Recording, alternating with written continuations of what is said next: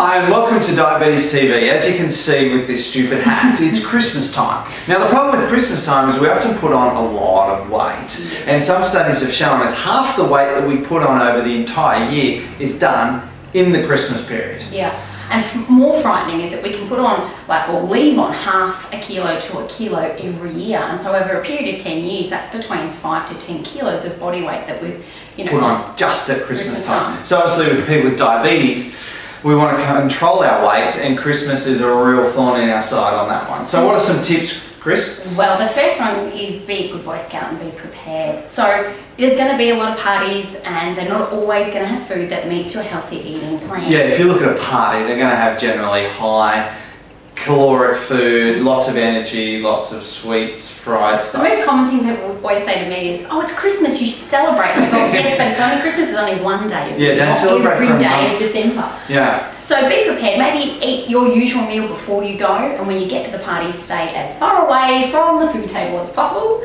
Have a drink in hand, and that only leaves you with one hand free to shake hands. Yeah, you're right. A lot of research has shown us if we stand near the food table, we tend to overconsume. So remove yourself away from the table, so you have to walk over to get something. Yeah. And your idea of eating before you go is a great one. You don't want to go hungry to a party. No. Now the other thing about parties is alcohol. Yeah.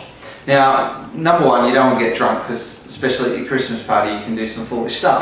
But also, alcohol is jam-packed full of energy and kilojoules, so it's easy to put on a lot of weight from drinking too much alcohol. So we used to get people to do a 1-for-1 option, don't we? So they one alcoholic beverage for a glass of water. Yeah, that's a great idea. Not only will it stop the hangover, because hangover is due to dehydration, but it also slows your consumption down, makes you feel fuller, so less food, less alcohol. Exactly. Really good idea. But yeah, so avoid the party situation.